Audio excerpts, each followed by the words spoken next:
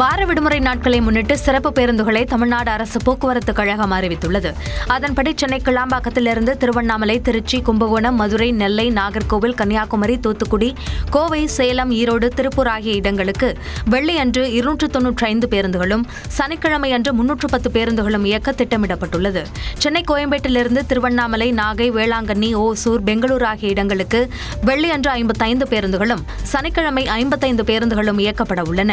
பெங்களூரு, திருப்பூர், ஈரோடு, கோவை ஆகிய இடங்களிலிருந்து பல்வேறு இடங்களுக்கு 100 சிறப்பு பேருந்துகளும், மாதவரத்திலிருந்து வெள்ளி மற்றும் சனி ஆகிய நாட்களில் 20 சிறப்பு பேருந்துகளும் இயக்கப்பட உள்ளன. மேலும் ஞாயிறு அன்று சென்னை மற்றும் பெங்களூரு திரும்ப பல்வேறு ஊர்களிலிருந்து தேவைக்கேற்ப சிறப்பு பேருந்துகளை இயக்கவும் போக்குவரத்து கழகம் திட்டமிட்டுள்ளதாக தமிழ்நாடு அரசு தெரிவித்துள்ளது. வரும் 15ஆம் தேதி முதல் லாரி வாடகையை 25% உயர்த்த இருப்பதாக லாரி உரிமையாளர்கள் அறிவித்துள்ளனர். நாமக்கல்லில் தமிழ்நாடு மாநில லாரி உரிமையாளர்கள் செயற்குழு நடைபெற்றது. இதில் வரும் ஜூன் 15 முதல் லாரி வாடகை கட்டணங்களை 25% வரை உயர்த்துவது என முடிவெடுக்கப்பட்டது. இதுகுறித்து செய்தியாளர்களிடம் பேசிய அச்சங்கத்தினர், லாரி தொழிலின் ஒட்டுமொத்த செலவில் சுமார் 70% டீசலுக்கே செலவாகிறது என்று குறிப்பிட்டனர். சமீபத்திய எரிபொருள் விலை உயர்வால் தங்களுக்கு பெரும் நஷ்டம் ஏற்படுவதாகவும் கவலை தெரிவித்தனர். இது தவிர சுங்க கட்டணம், உதிரி பாகங்கள், டயர்கள் விலை என பல்வேறு விலை உயர்வை எதிர்கொள்வதால் லாரி வாடகை கட்டணங்களை உயர்த்துவது தவிர்க்க முடியாததாகிவிட்டதாக கூறினர். டீசல் விலை உயர்வால் எங்களால் வாழ்வாதாரத்தை கொஞ்சமாவது காப்பாற்றிக் கொள்வதற்காக லாரி வாடகை இப்பொழுது நாங்கள் பெற்றுக்கொண்டிருக்கின்ற லாரி வாடகையிலிருந்து 25% வருகிற 15/6/2026 அன்று முதல் இந்த வாடகை உயர்வை நாங்கள் அறிவிக்கிறோங்கிறத தெரிவிச்சுக்கிறோம். லாரி வாடகை உயர்வால் அத்தியாவசிய பொருட்களின் விலைகள் உயரும் அச்சம் எழுந்துள்ளது. கன்னியாகுமரி, நீலகிரி, வேலூர் உள்ளிட்ட 11 மாவட்டங்களில் இன்றும் நாளையும் பலத்த காற்றுடன் கனமழை பெய்யும் என வானிலை ஆய்வு மையம் கணித்துள்ளது. மத்திய வங்கக்கடல் பகுதிகள் முதல் கடலோர கர்நாடகா வரை, கடலோர ஆந்திர பிரதேசம், தெலங்கானா மற்றும் உள் கர்நாடகா வழியாக வளிமண்டல காற்றழுத்த தாழ்வு பாதை நிலவுகிறது. இதன் காரணமாக தமிழ்நாட்டின் ஓரிரு இடங்களிலும், புதுச்சேரி மற்றும் காரைக்கால் பகுதிகளிலும் ஒரு வாரத்திற்கு மழை தொடரும் என வானிலை மையம் தெரிவித்துள்ளது. குறிப்பாக நெல்லை, கோவை மாவட்டங்களின் மலைப்பகுதிகள், கன்னியாகுமரி, நீலகிரி, வேலூர், திருப்பத்தூர், கிருஷ்ணகிரி, தருமபுரி, ஈரோடு, சேலம், ராணிப்பேட்டை ஆகிய மாவட்டங்களிலும் இன்றும் நாளையும் பலத்த காற்றுடன் கனமழை பெய்யும் என கணிக்கப்பட்டுள்ளது. இவை தவிர சென்னை, திருவள்ளூர், காஞ்சிபுரம் மற்றும் செங்கல்பட்டு மாவட்டங்களில் இன்று இடி மின்னலுடன் மிதமான மழை பெய்யக்கூடும் என்றும், திண்டுக்கல், திருவண்ணாமலை, விழுப்புரம், கள்ளக்குறிச்சி, தேனி, கடலூர், மயிலாடுதுறை ஆகிய மாவட்டங்களில் நாளை கனமழைக்கு வாய்ப்பு இருப்பதாகவும் வானிலை மையம் தெரிவித்துள்ளது. சிங்கப்பெண் அதிரடிப்படையில் பணியாற்றும் பெண் காவலர்களுக்கு லத்தி உட்பட எந்த ஆயுதமும் தற்போது வழங்கப்படாது என சிங்கப்பெண் அதிரடிப்படை தலைவர் ஐஜி பவானீஸ்வரி தெரிவித்துள்ளார். சென்னையில் ஊடகங்களை சந்தித்த ஐஜி பவானீஸ்வரி சிங்கப்பெண் சிறப்பு அதிரடிப்படை குறித்து விளக்கமளித்தார். முதற்கட்டமாக 70 குழுக்கள் பணியமர்த்தப்பட்டிருப்பதாக கூறிய அவர், விரைவில் 270 குழுக்கள் உருவாக்கப்படவிருப்பதாக தெரிவித்தார். குற்றச்சம்பவங்கள் நடைபெற வாய்ப்புள்ள பகுதிகளை ட்ரோன் கேமரா மூலம் கண்காணிக்க திட்டமிட்டிருப்பதாகவும் விளக்கினார். Bus stand, railway station, IT hubs, இது மாதிரி தொழிற்சாலைகள் எங்கெல்லாம் பெண்கள் ஒர்க் பண்ணுறாங்களோ அங்கெல்லாமே இவங்க இருந்து போவாங்க, அவங்களோட இன்டராக்ட் பண்ணுவாங்க. முதல்ல அவங்களுக்கு ஒரு கான்ஃபிடென்ஸ் வரணும்.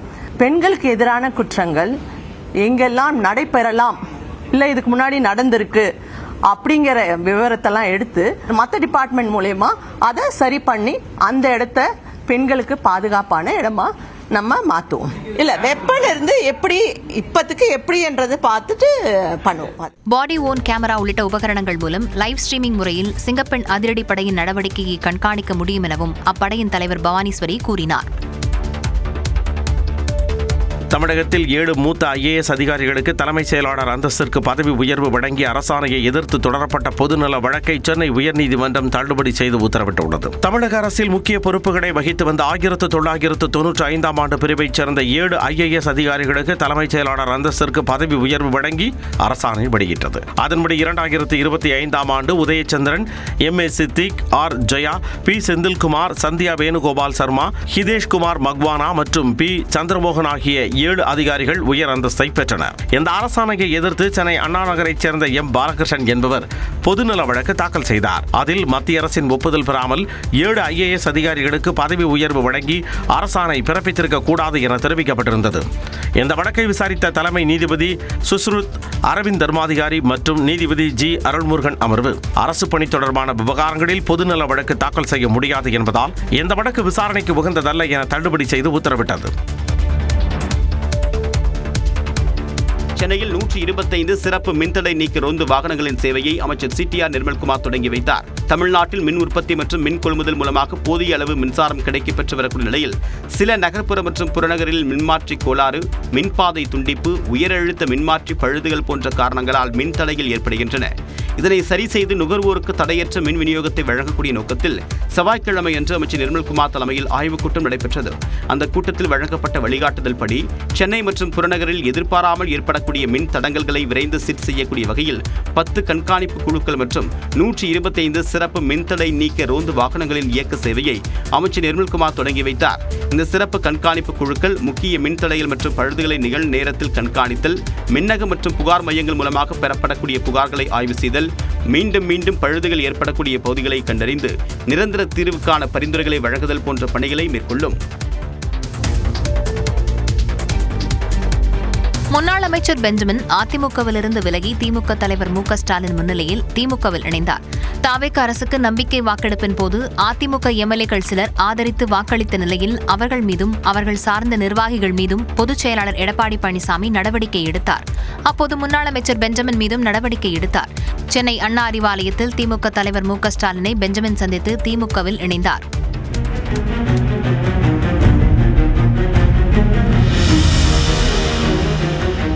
திமுகவில் இணைந்தது தொடர்பாகவும் பெஞ்சமின் விளக்கமளித்தார்.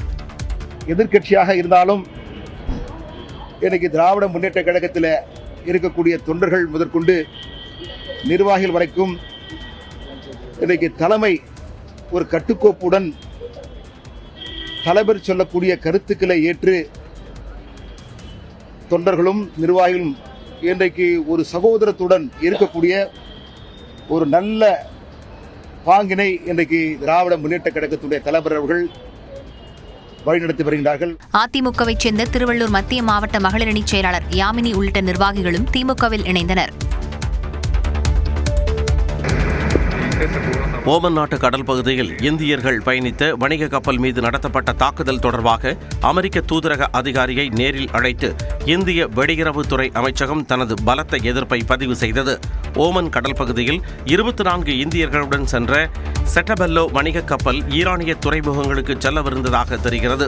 அமெரிக்காவின் தடையை மீறி கப்பல் பயணித்ததாக கூறப்படும் நிலையில் அமெரிக்க படைகள் கப்பல் மீது ஏவுகணை தாக்குதலை நடத்தியதாக தெரிகிறது. தாக்குதலுக்குள்ளான கப்பலில் இருந்த 24 இந்திய மாலுமிகளில் 21 பேர் பத்திரமாக மீட்கப்பட்டுள்ள நிலையில் 3 பேரை காணவில்லை. அவர்களை தேடும் பணியில் ஓமன் கடற்படையினருடன் இணைந்து இந்திய தூதரகம் தீவிரமாக ஈடுபட்டு வருகிறது. இந்த நிலையில் இந்தியாவுக்கான அமெரிக்க தூதர் செர்ஜியோ கோர் டெல்லியில் இல்லாததால் பொறுப்பு அதிகாரி ஜேசன் மீக்ஸை நேரில் அழைத்த இந்திய வெளியுறவுத்துறை ஓமன் கப்பல் தாக்குதல் தொடர்பாக தனது கடுமையான கண்டனத்தை தெரிவித்தது. முன்னதாக இந்திய வெளியுறவுத்துறை வெளியிட்டுள்ள அறிக்கையில் மேற்காசிய பகுதியில் வணிக கப்பல்கள் மற்றும் சிவிலியன் கட்டமைப்புகள் மீது நடத்தப்படும் தாக்குதல்கள் மிகுந்த கவலை அளிப்பதாகவும் சர்வதேச விதிகளின்படி கப்பல் போக்குவரத்து பாதுகாப்பு உறுதி செய்யவும் பதற்றத்தை தணிக்க உடனடி பேச்சுவார்த்தை அவசியம் என்றும் தெரிவித்திருந்தது.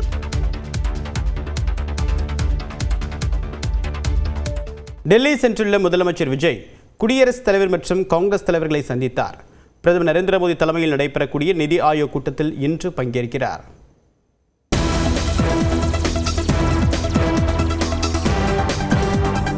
முதலமைச்சராக பதவியேற்ற பிறகு விஜய் மே 27ஆம் தேதி டெல்லி சென்று பிரதமரை சந்தித்துவிட்டு மறுநாளே சென்னை திரும்பியிருந்தார். இந்த நிலையில் டெல்லியில் பிரதமர் நரேந்திர மோடி தலைமையில் நிதி ஆயோக் ஆட்சி மன்ற கூட்டத்தில் பங்கேற்பதற்காக முதலமைச்சர் 3 நாள் அரசுமுறை பயணமாக நேற்று காலை தனி விமானம் மூலம் புறப்பட்டுச் சென்றார். டெல்லிக்கு சென்ற முதலமைச்சர் விஜய்க்கு தமிழ்நாடு இல்லத்தில் தலைமைச் செயலாளர் மு. சாய்குமார் மலர்கொத்து கொடுத்து வரவேற்பளித்தார்.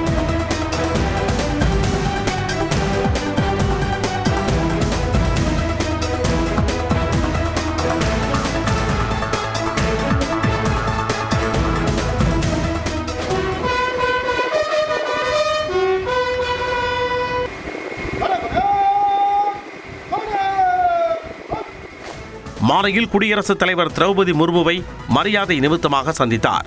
அதைத் தொடர்ந்து தமிழ்நாட்டைச் சேர்ந்தவரும் குடியரசு துணைத் தலைவருமான CP ராதாகிருஷ்ணனை சந்தித்து பேசினார். தமிழ்நாட்டை புதிய உயரங்களுக்கு வழி நடத்திட முதலமைச்சருக்கு குடியரசு துணைத் தலைவர் வாழ்த்துக்களை தெரிவித்தார்.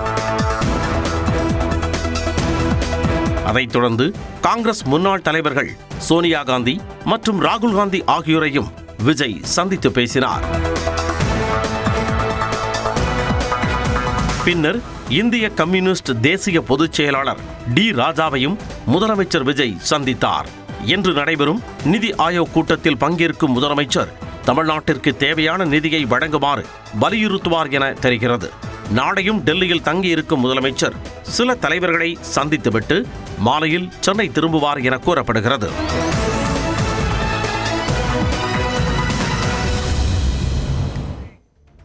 தொடர்ந்து எக்ஸ்பிரஸ் 18 செய்திகளை பார்க்கலாம்.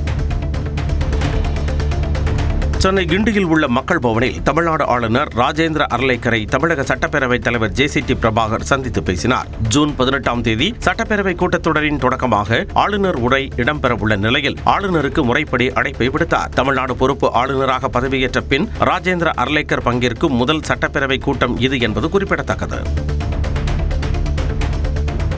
சிவகங்கை மாவட்டம் பிள்ளையார்பட்டியில் உள்ள கொங்குநாச்சி அம்மன் கோவில் வைகாசி உற்சவத்தை ஒட்டி பால்குட திருவிழா நடைபெற்றது. விழாவின் 9ஆம் நாளில் 500க்கும் மேற்பட்ட பக்தர்கள் கற்பக விநாயகர் கோவில் வளாகத்தில் இருந்து பால்குடம் சுமந்து ஊர்வலமாக வந்து அம்மனை வழிபட்டனர். விழாவில் சுற்றுவட்டார கிராமங்களைச் சேர்ந்த ஏராளமான பக்தர்கள் கலந்து கொண்டு அன்னதானம் பெற்றனர்.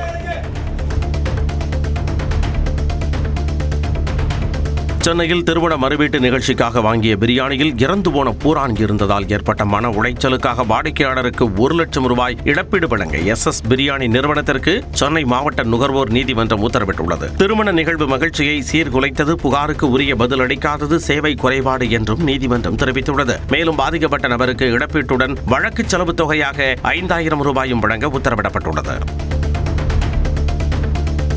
திருவாரூர் மாவட்டத்தில் உள்ள அந்தியோதயா மற்றும் முன்னுரிமை குடும்ப அட்டைதாரர்கள் குடும்ப அட்டையில் இடம்பெற்றுள்ள உறுப்பினர்களின் விரல் ரேகை பதிவை ஜூன் 15ஆம் தேதிக்குள் கட்டாயமாக மேற்கொள்ள வேண்டும் என மாவட்ட ஆட்சியர் மோகனச்சந்திரன் அறிவித்துள்ளார். வெளி மாவட்டங்களில் வசிப்போரும் அருகில் உள்ள நியாய விலை கடைகளில் பதிவு செய்யலாம். மேலும் குடும்ப அட்டையில் இடம்பெற்றுள்ள இறந்தவர்களின் பெயர்களை நீக்க உரிய ஆவணங்களுடன் வட்ட வழங்கல் அலுவலகத்தை அணுக வேண்டும் என்றும் ஆட்சியர் தெரிவித்துள்ளார்.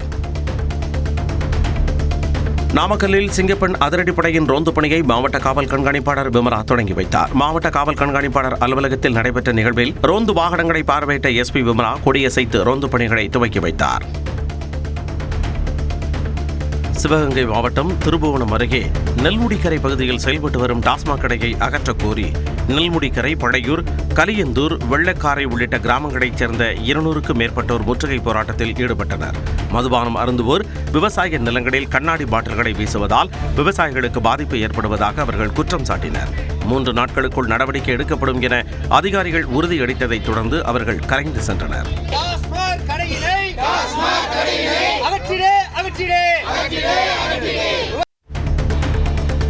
மயிலாடுதுறை மாவட்டம் தரங்கம்பாடியை அடுத்த திருவிடைக்கடியில் உள்ள சுப்பிரமணிய கோவிலில் வைகாசி சதய திருவிழா தேரோட்டம் விமர்சையாக நடைபெற்றது. சிறப்பு பூஜை மற்றும் அபிஷேகத்தை தொடர்ந்து வள்ளி தெய்வானையுடன் தேரில் முருகப்பெருமான் அருட்காட்சி அளித்த நிலையில் திரளான மக்கள் அரோகரா கோஷம் முழங்க தேரை வடம் பிடித்து இழுத்தனர்.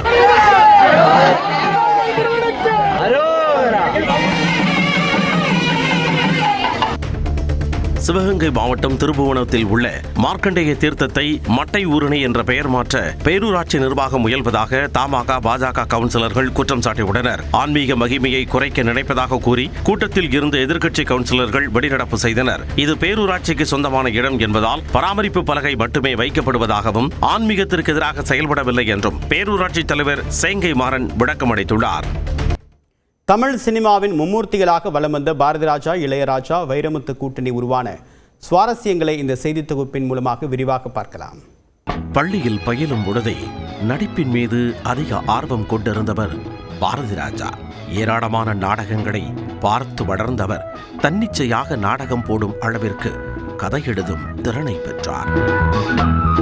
சினிமா மீது ஆர்வம் கொண்டிருந்த போதும் ஆரம்பத்தில் சுகாதார ஆய்வாளராக அரசு வேலை கிடைத்ததால் ஊராகச் சென்று மக்களிடம் நோய் பற்றி விசாரித்து அரசுக்கு பதிவு செய்யும் பணியில் பாரதி ராஜா தொடர்ந்தார். தன்னுடைய வேலைக்காக பண்ணைபுரம் சென்ற பொழுது அங்கு இளையராஜா, கங்கை அமரன், பாஸ்கர் ஆகியோரின் பழக்கம் பாரதி ராஜாவுக்கு கிடைத்தது. அது பின்னாளில் நீண்ட நெடிய நட்பாக வளர்ந்து நின்றது. இசை வாய்ப்பு தேடி இளையராஜாவும் இயக்குனர் வாய்ப்புக்காக பாரதி ராஜாவும் சென்னை வந்த நிலையில் பல்வேறு போராட்டங்களுக்கு பின்னர் அன்னக்கிளி மூலம் இளையராஜா இசையமைப்பாளரானார். இருப்பினும் பாரதி ராஜாவுக்கோ இயக்குனர் வாய்ப்பு காலம் தாழ்த்தித்தான் 16 வயதினிலே படத்தின் மூலம் கிடைத்தது.